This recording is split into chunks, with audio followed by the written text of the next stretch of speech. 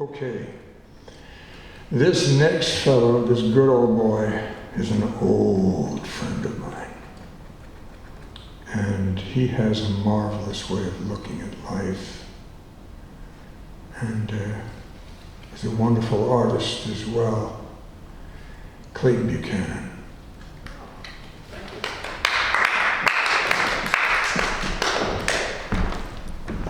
Okay.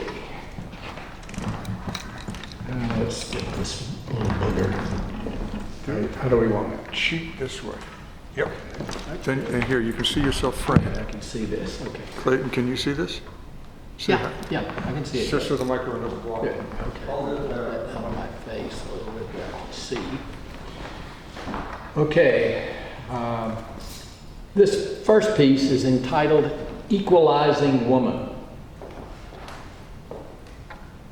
Woman is a true wonder of life, as is her male counterpart. Differences from man bring together, if given a sharing chance for growth and true appreciation for what is there in the wind of the world. Throughout history, even to this taunting day, woman has been brutalized mentally and physically across our planet of nature. Recognition steps of these horrors have been taken somewhat worldwide, but true righteousness for all is lacking. Africa and the Middle East are standouts in this misjustice of equalization.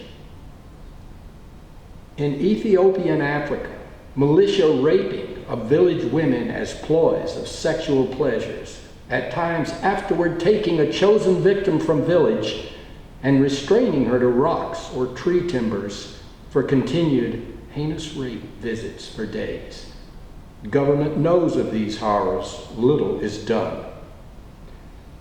Women of all cultures suffer from these atrocities worldwide. In Middle Eastern extremism, strict religious regimens of family beliefs can lead to horrific kill actions of daughters for dating unaccepted boyfriend possibilities. Why is sharing the living experience so difficult to accept?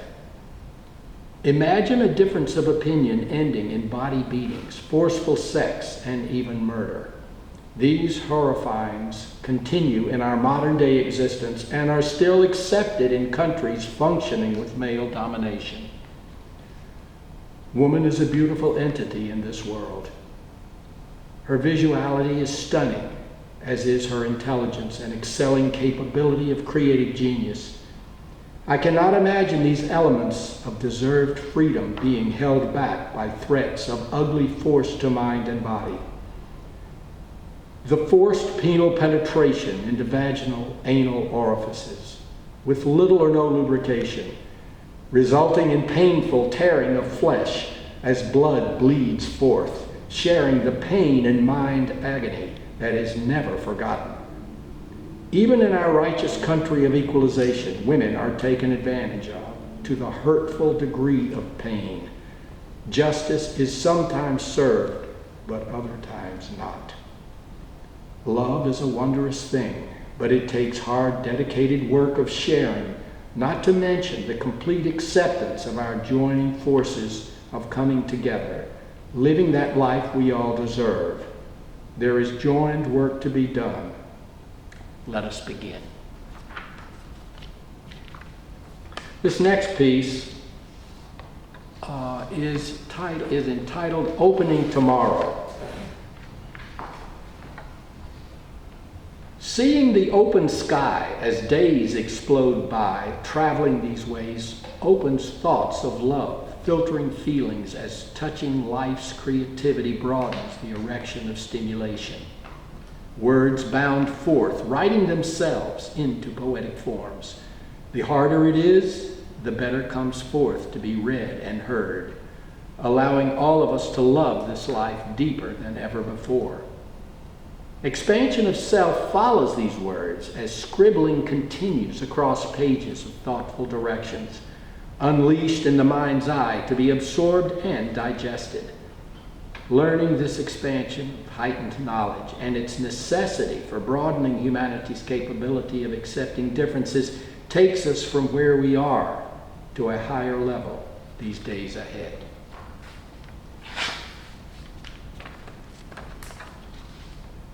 This next piece is entitled Writing My World.